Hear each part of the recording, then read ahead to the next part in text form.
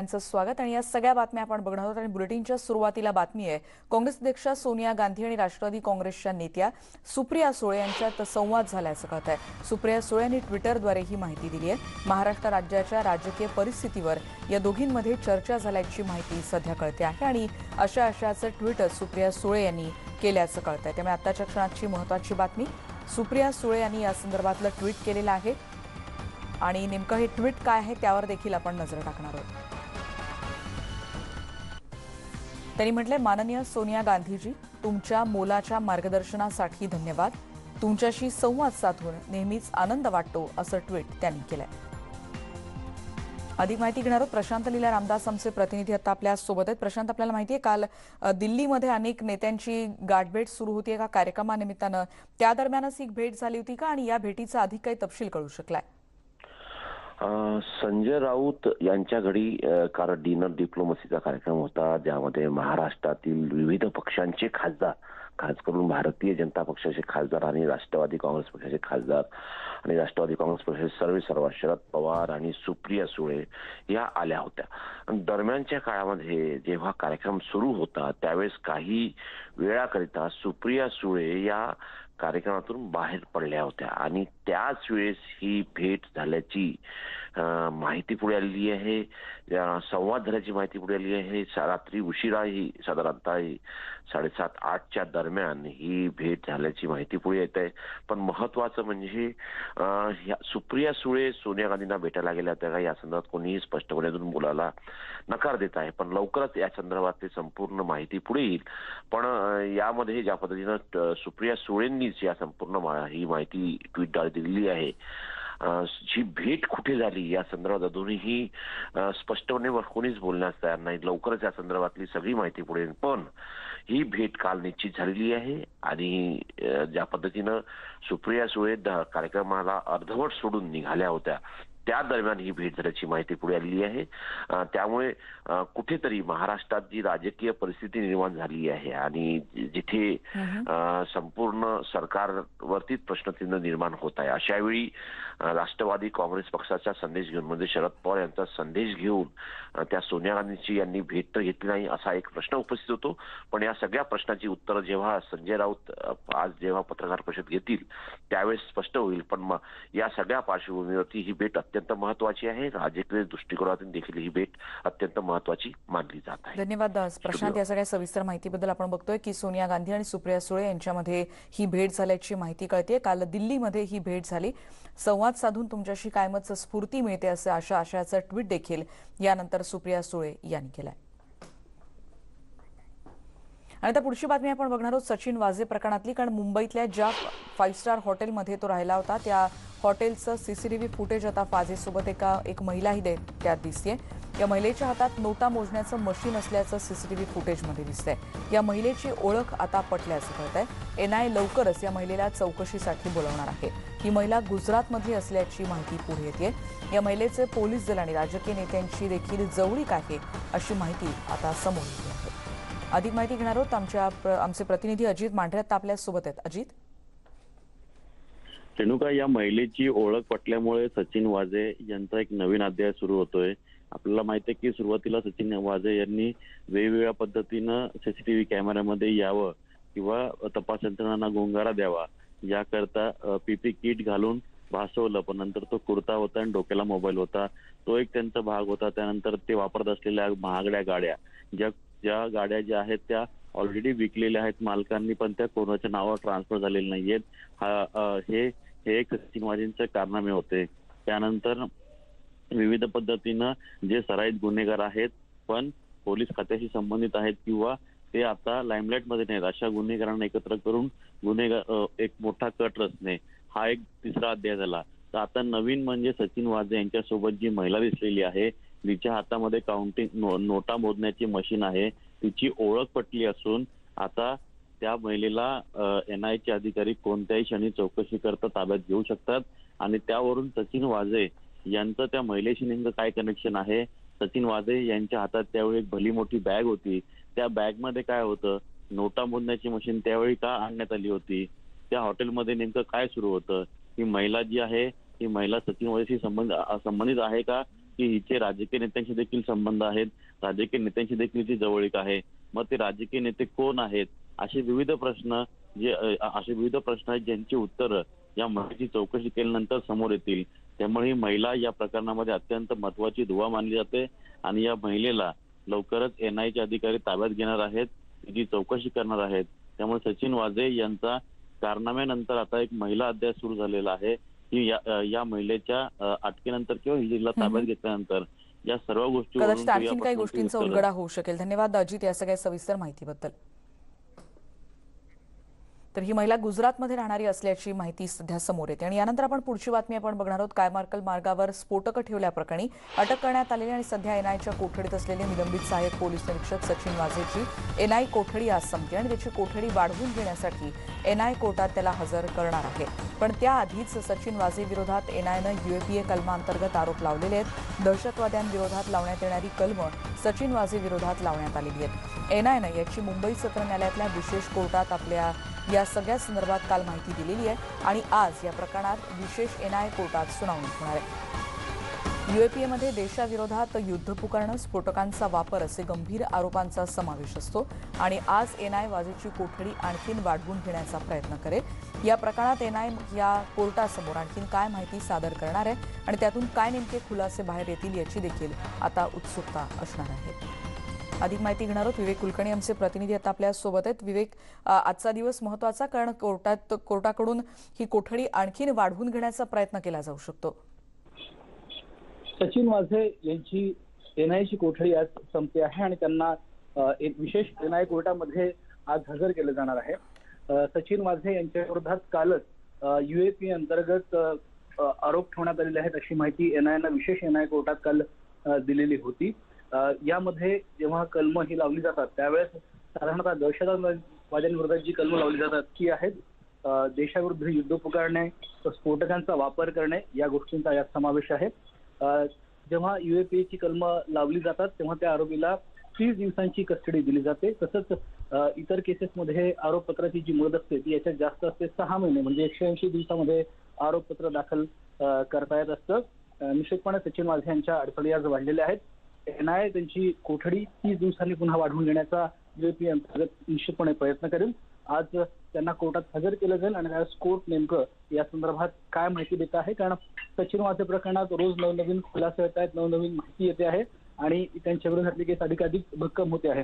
त्यामुळे आज नेमकं विशेष एनआय कोर्ट या संदर्भात काय म्हणतं हे पाहावं लागेल. धन्यवाद विवेक या सगळ्या सविस्तर माहितीबद्दल. आपण बघतोय ही आणखीन एक घडामोड आजच्या दिवसभरातली महत्वाची. आणि आता पुढची बातमी आपण बघणार आहोत. मुंबईचे माजी पोलीस आयुक्त परमबीर सिंग आज हायकोर्टात जाणार आहेत. माझी बदली बेकायदेशीर आहे आणि मी केलेल्या आरोपांची चौकशी व्हावी अशी विनंती ते हायकोर्टाला करणार आहेत आणि त्यांच्या याचिकेवर तात्काळ सुनावणी होते का हे देखील बघणं महत्त्वाचं ठरेल. परमबीर यांच्या याचिकेवर काल सुप्रीम कोर्टात सुनावणी झाली होती आणि यावेळी आधी हायकोर्टात जा असे निर्देश सुप्रीम कोर्टानं दिले होते. तसंच आम्ही हायकोर्टाला कुठलेही निर्देश देणार नाही, यावर सुनावणी कधी घ्यायची हे हायकोर्ट ठरवेल असंही काल सुप्रीम कोर्टानं सांगितलं होतं. बघूयात काल सुप्रीम कोर्टानं बुधवारी म्हणजे काल जेव्हा ही सुनावणी झाली तेव्हा नेमके काय मुद्दे मांडलेले होते. तर आरोप गंभीर आहेत हे आम्हाला मान्य असल्याचं सुप्रीम कोर्टानं म्हटलं. रश्मी शुक्ला यांनी प्रशासनाबाबत आरोप केलेत आणि ही नक्कीच गंभीर बाब असल्याचं त्यांनी म्हटलंय. अनिल देशमुख यांचा प्रतिवादी म्हणून समावेश नसल्याचं देखील त्यांनी यात नमूद केलं होतं. कलम 226 अंतर्गत मुंबई हायकोर्टात याचिका करा असं देखील काल सुप्रीम कोर्टानं म्हटलं. त्याचबरोबर स्वतंत्र चौकशीचे आदेश देण्याचा हायकोर्टाला अधिकार असल्याचं देखील सुप्रीम कोर्टात म्हटलेलं आहे. त्यामुळे आता परमबीर विरुद्ध अनिल देशमुख हा वाद आता हायकोर्टात पोहोचला आहे. आणि ही सगळी महत्त्वाच्या घडामोडी घडत असतानाच आज राज्यपाल भगतसिंग कोश्यारींना महाविकास आघाडीचे नेते भेटणार असल्याचं कळतं. राज्यपाल सध्या डेहराडूनमध्ये आहेत आणि 27 तारखेला ते परतणार आहेत अशी माहिती कळते. फोन टॅपिंगचा मुद्दा सध्या राज्यात गाजतोय आणि याच संदर्भात मवियाचे नेते राज्यपालांना भेटणार असल्याचं कळतंय. आपल्याला माहिती आहे बुधवारी म्हणजे कालच भाजपसह देखील नेते राज्यपालांना भेटलेले होते आणि सरकारवर त्यांनी कडक शब्दात टीका देखील केलेली होती. अधिक माहिती घेणार आहोत. सागर कुलकर्णी आमचे प्रतिनिधी आता आपल्या सोबत आहेत. सागर, काय आणखीन तपशील, ही भेट कधी होणार आहे अशी माहिती कळते? महाविकास आघाडीचे जे प्रमुख नेते आहेत ते आज राज्यपालांना भेटण्याची माहिती काल दिली जात होती, पण वस्तुस्थिती मात्र राज्यपाल महाराष्ट्रामध्ये नाही आहेत, ते देहरादूनला आहेत आणि जी आता राजभवनकडनं माहिती मिळते त्यानुसार 27 मार्चला ते परत येतील असं सांगण्यात आलेलं आहे. त्यानंतरच राज्यपालांच्या नियोजित गाठीभेटी होतील. त्यामुळे भलेही महाविकास आघाडीचे नेते यांना आज भेटायचं असलं तरी राज्यपालच मुंबईत नसल्याने त्यांची आज भेट शक्य नाही आहे. मात्र दुसरीकडे महाविकास आघाडीतलेच नेते आज परत एकदा एकत्रित भेटण्याची शक्यता आहे. काल अनिल देशमुख यांनी स्वतः सांगितलं होतं की त्यांची चौकशी करण्यात यावी. त्यानुसार माजी निवृत्त न्यायाधीशांच्या मार्फत ही चौकशीची भूमिका घेतलेली आहे. कदाचित याबाबतच्या काही घडामोडी आज होणं अपेक्षित आहे. दुसरीकडे मुंबईचे माजी पोलीस आयुक्त परमवीर सिंग आज यांची कोर्टात केस आहे. त्या संदर्भात सुद्धा विधी व न्याय विभागाचे वरिष्ठ अधिकारी महाधिवक्ता कुंभकोणी यांच्या बरोबर सुद्धा राज्यातल्या प्रमुख नेत्यांची चर्चा होण्याची शक्यता वर्तवली जात आहे. धन्यवाद सागर या माहितीबद्दल. आपण बघतोय मवियाचे नेते आता राज्यपालांना भेटणार आहेत, पण राज्यपाल सध्या डेहराडूनला आहेत आणि ते 27 तारखेला परतणार आहेत. परमबीर सिंग यांनी गृहमंत्री अनिल देशमुख यांच्यावर आरोप केलेले आहेत आपल्याला माहिती आहे आणि या आरोपांची न्यायालयीन चौकशी करण्याचा निर्णय महाविकास आघाडीनं घेतलाय. निवृत्त न्यायमूर्ती या आरोपांची आता चौकशी करणार आहेत. राज्य सरकार लवकरच यासाठी चौकशी आयोग नेमणार आहे. काल झालेल्या मंत्रिमंडळ बैठकीत या सगळ्याच प्रकरणावर चर्चा झाल्याचं कळत आहे. तेव्हा निवृत्त न्यायमूर्तींमार्फत याची चौकशी होणार आहे. आताच्या क्षणाची आणखीन एक या संदर्भातली बातमी. निवृत्त न्यायमूर्तीच आता या सगळ्या प्रकरणाची चौकशी करतील. आपल्याला माहिती आहे या सगळ्या घडामोडींच्या पार्श्वभूमीवर काल मंत्रिमंडळाची बैठक देखील होती आणि नेहमीच्या बैठकीनंतर या मुद्द्यावर देखील या बैठकीत चर्चा झाल्याचं कळत आहे. आणि या संदर्भातली आणखीन पुढची बातमी आपण बघणार आहोत, ज्याचा उल्लेख आता आपण केलं ते म्हणजे कॅबिनेट बैठक काल झाली आणि त्यानंतर रात्री अनिल देशमुखांनी एक ट्विट केलेलं आहे. गृहमंत्री अनिल देशमुख आपल्या ट्विटमध्ये त्यांनी काय म्हटलंय त्यावर देखील आपण नजर टाकणार आहोत. त्यांनी म्हटलंय चौकशी या संदर्भात केली तर स्वागतच करेन आणि त्यामुळे दूध का दूध पाणी का पाणी व्हावं, आरोपांची चौकशी करा अशी मुख्यमंत्र्यांना विनंती करत असल्याचं देखील देशमुखांनी या ट्विटमध्ये म्हटलेलं आहे. हे ट्विट देखील आता आपण सविस्तर एकीकडे बघतोय. त्यांनी म्हटलंय मी माननीय मुख्यमंत्री महोदय यांना परमबीर सिंग यांनी माझ्यावर जे आरोप केलेत त्याबद्दल चौकशी लावून दूध का दूध पाणी का पाणी करावे अशी मागणी केली होती. माननीय मुख्यमंत्री महोदयांनी याची चौकशी लावली तर मी त्याचे स्वागत करीन. सत्यमेव जयते असं ट्विट अनिल देशमुखांनी रात्री केलं आहे.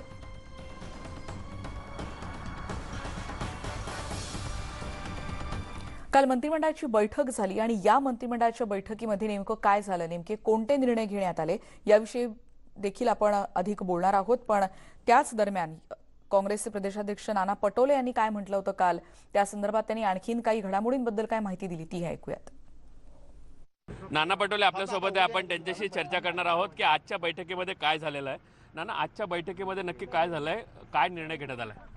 जे विरोधकांकडून खोटे आरोप लावले गेलेले आहेत त्या आरोपाचं उत्तर देण्याचा निर्णय झालेला आहे. सरकारच्या वतीनं सगळ्या वस्तुस्थिती राज्यपालाला आणि जनतेच्या समोर मांडण्यात येणार. म्हणजे रश्मी शुक्लांचं जे पत्र बाहेर आलं त्याची चौकशी काय केली जाणार आहे?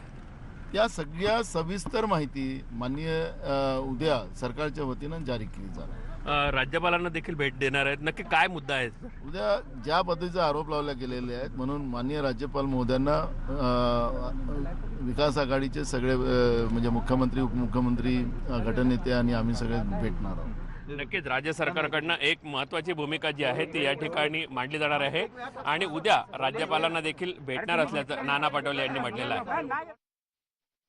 आपण बघतोय या सगळ्या बैठकांनंतर नाना पटोलेंची प्रतिक्रिया आमच्या प्रतिनिधींनी घेतली होती, पण राज्यपालांची त्यांची भेट आज होऊ शकणार नाहीये कारण मवियाचे नेते जरी तयार असले भेटीला तरी राज्यपाल मात्र आता मुंबईत नाही. ते 27 तारखेला परतणार आहेत. पुढची बातमी आपण बघणार आहोत कोरोना संदर्भातली, कारण मुंबईमध्ये गेल्या काही दिवसांपासून कोरोनाचा धोका वाढतोय आणि त्यामुळे मुंबईकरांची चिंता वाढणारीच ही बातमी म्हणायला हवी. कारण मुंबईमध्ये गेल्या 24 तासात 5,185 रुग्णांची भर पडली आहे आणि गेल्या 24 तासात 8 जणांचा मृत्यू झालाय. पहिल्यांदाच मुंबईत सर्वाधिक रुग्ण आढळलेत आणि त्यामुळे मुंबईत कोरोनाच्या संकटामुळे सगळ्यांनीच अधिकाधिक काळजी घेण्याचं आवाहन केलं जात आहे.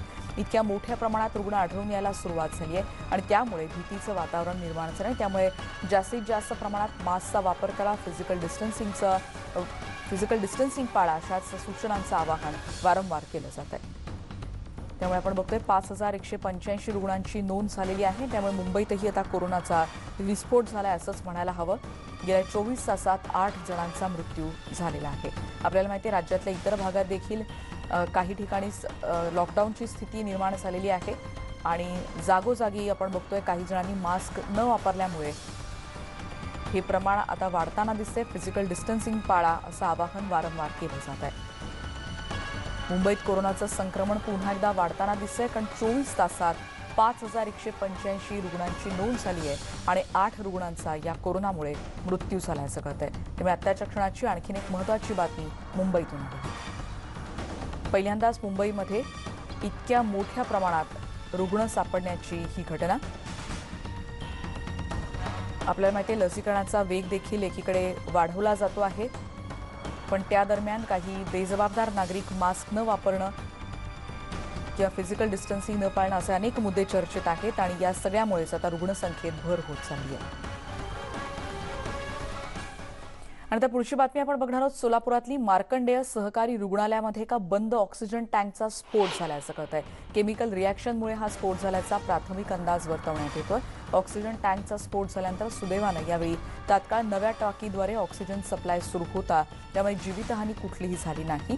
पण स्फोटामुळे टाकीतलं केमिकल मोठ्या प्रमाणात बाहेर पडलं आणि यावेळी अग्निशमन दलाच्या 3 गाड्या घटनास्थळी दाखल झालेल्या होत्या. त्यामुळे रुग्णांमध्ये भीतीचं वातावरण निर्माण झालं होतं. या घटनेनंतर महानगरपालिकेचे आयुक्त, उपायुक्त या सगळ्यांनीच घटनास्थळी जाऊन पाहणी केली. आपण सोलापुरातली ही दृश्य सध्या बघतो आहोत. बंद ऑक्सिजन टँकचा इथे स्फोट झाला होता आणि त्यामुळे काही काळ चिंतेचं वातावरण होतं. सुदैवाची बाब एकच की यात कुठलीही जीवितहानी झालेली नाही, पण केमिकल रिॲक्शनमुळे हा स्फोट झाला असा प्राथमिक अंदाज इथे व्यक्त होतोय. आपण बघतो या स्फोटामुळे टाकीतली पावडर म्हणजे जी केमिकलची पावडर आहे ती मोठ्या प्रमाणात बाहेर पडली आणि आजूबाजूला अनेकांच्या अंगावर देखील ती पडलेली आपण बघतोय. सुदैवाची एकच बाब ती म्हणजे कोणतीही जीवितहानी झालेली नाही. 15 दिवसाखाली बंद केलेलं असल्यामुळं आवाजामुळं आणि धुळीमुळं त्या वॉर्डचे पेशंट आपण दुसरीकडे शिफ्ट केले. सगळे पेशंट व्यवस्थित आहेत, कारण ऑक्सिजन पुरवठा कुठेही खंडित न झाल्यामुळं पेशंटला कुठलाही धोका नाही आहे. सर तो टँक बंदच आहे. आता पूर्ण माहिती घेतल्यावर तो 15 दिवसापासून टँक बंद आहे. केमिकल रिॲक्शन बंद झाल्यावर तो केमिकल रिॲक्शन होऊन त्यातला गॅस बाहेर आलाय, एवढीच गोष्ट आहे. अधिक माहिती घेणार आहोत. सागर सुरवसे आमचे प्रतिनिधी आता आपल्या सोबत आहेत. सागर, सुदैवाची एकच बाब म्हणायला हवी की जीवितहानी झालेली नाही, कुठल्याही प्रकारची इजा कोणाला झालेली नाही ना? आणि या संदर्भात आणखीन काही तपशील मिळू शकलाय का? केमिकल रिॲक्शन किंवा या संदर्भात आणखीन काही माहिती कळू शकली आहे का? रेणुका, खरं तर काल रात्री 11:30च्या सुमारास ही जी घटना आहे ती घडलेली या ठिकाणी आपल्याला पाहायला मिळाली आणि त्यानंतर घटनास्थळी महापालिकेचे अधिकारी असतील, उपायुक्त, आयुक्त यांनी देखील तिथे भेट दिली. त्या दरम्यान त्यांनी असं सांगितलं की या ठिकाणी कुठलीही जीवितहानी झालेली नाहीये आणि आमचं प्राधान्य जे आहे ते पेशंटला तिथून बाहेर काढणं, कारण हा जो स्फोट झाला त्याच्या शेजारच्याच बाजूला जे आहे कोविड सेंटर मोठ्या प्रमाणात तिथे होतं. मोठं कोविड सेंटर आहे आणि मार्कंडेय रुग्णालय हे सोलापूर शहरातील एक मोठ्या रुग्णालयापैकी एक आहे. त्यामुळे प्रचंड मोठ्या प्रमाणात या ठिकाणी गोंधळ जो आहे तो पाहायला मिळालेला. अनेक रुग्ण जे आहेत ते आपल्या त्या वॉर्डमधून बाहेर पळत आले जीवाच्या भीतीने. अशा मोठ्या पद्धतीचा हा स्फोट त्या ठिकाणी झालेला आपल्याला पाहायला मिळाला. खरं तर प्रशासनाकडून असं सांगण्यात आलेलं आहे की तो जो ऑक्सिजनचा जो प्लांट होता तो बंद होता, मात्र केमिकल रिॲक्शन झाल्यामुळे या ठिकाणी त्याचा स्फोट झाल्याचं सांगितलं जाते आणि त्याच्या शेजारी जो आहे तो दुसरा एक चालू स्थितीतला ऑक्सिजन प्लांट आहे तो मात्र सुरळीत आहे आणि त्याच्यामुळे ऑक्सिजनचा पुरवठा जो आहे तो सुरळीत चालू राहिला. मात्र असं असलं तरी निश्चित हा स्फोट का झाला याची देखील आता चौकशी केली जाईल. धन्यवाद सागर या सगळ्या सविस्तर माहितीबद्दल. आपण बघतोय की स्फोटामुळे इथे नागरिकांमध्ये थोडंसं भीतीचं वातावरण होतं. तिथली दृश्यच आपल्याला सांगतायत की मोठ्या प्रमाणात ही केमिकल पावडर सगळ्यांच्याच अंगावर आपल्याला तिथे दिसते आणि सुदैवानं जीवितहानी झालेली नाही, पण रुग्णालयात या बंद असलेल्या ऑक्सिजन टँकचा इथे स्फोट झाला होता. पण सुदैवानं दुसरा ऑक्सिजन टँक कार्यान्वित होता आणि त्याच्यामुळे कुठलाही म्हणजे पुरवठा खंडित झाला नाही, ही सुदैवाची बाब म्हणायला हवी. आणि या सगळ्या बातम्यांचा आढावा घेतल्यानंतर या बुलेटिनमध्ये आता आपण इथेच थांबतो. पण जाताना न्यूज 18 लोकमतकडून एक महत्त्वाचं आवाहन, ते म्हणजे रुग्णसंख्या वाढते, त्यामुळे आपल्या सगळ्यांनीच मास्क घालणं हे अत्यंत गरजेचं आहे आणि या सगळ्यांचाच आपण सगळ्यांनीच अवलंब करणं गरजेचं आहे. पहा फक्त न्यूज 18 लोकमत.